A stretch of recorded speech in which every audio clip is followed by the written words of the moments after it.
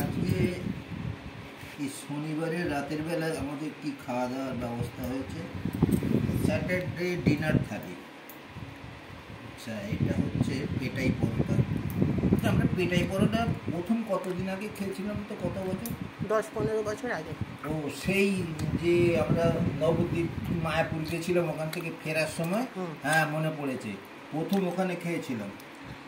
ওই রেল লাইনের ধারে একটা মিষ্টির দোকানে পেটাই পরোটা আমরা কিনেছিলাম। তখন মনে হচ্ছে 10 টাকা না 12 টাকা, 20 টাকা নিয়েছিল। না না 20 টাকা নয়, 10 টাকা কি 12 টাকা 100 গ্রামের দাম ছিল। আচ্ছা, এখন তো 18-20 টাকা শ হয়েছে। ওই পেটাই পরোটা ছিল, আর ওর সাথে সেই বাঁধাকপির তরকারি জল জল মতো ছিল। ওটা আমরা ওখানে খাইও নি, আমরা নিয়ে চলে এসেছিলাম, বাড়িতে এসে খেয়েছিলাম। বহু বছর আগেকার কথা। আর পেটাই পরোটা আমরা তো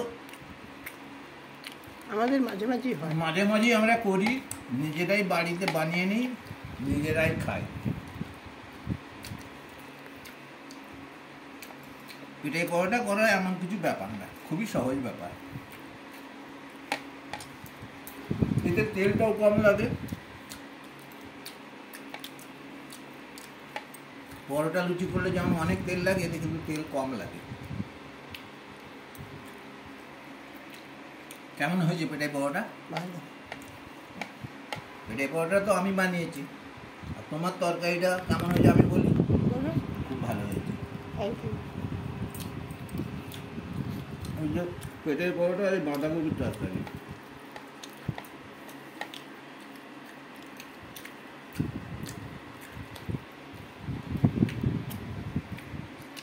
মেঝেতে বসে খাচ্ছি আমরা।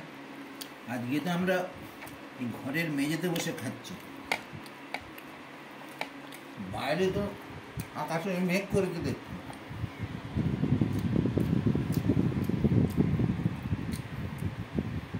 দিনের বেলা গরম, সন্ধ্যেবেলা গরম, সন্ধ্যেবেলার সময় একটু বাতাস টাসা দেয়, একটু ভালো লাগে।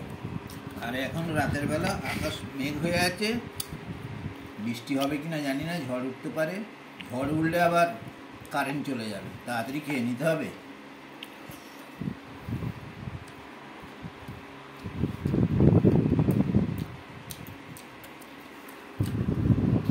আপনারা এই যে ভিডিওটা দেখছেন, এটা পাপুর রান্নাঘর, মানে পাপু কিচেন থেকে এটা দেখছেন।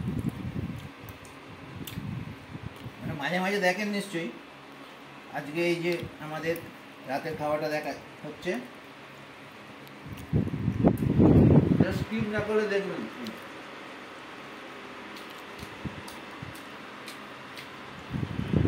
একটু লাইক দেবেন, একটু কমেন্টস দেবেন, আর চ্যানেলটা যদি সাবস্ক্রাইব করা না থাকে একটু সাবস্ক্রাইব করবেন, সঙ্গে থাকবেন, আমাদের ভালো লাগবে।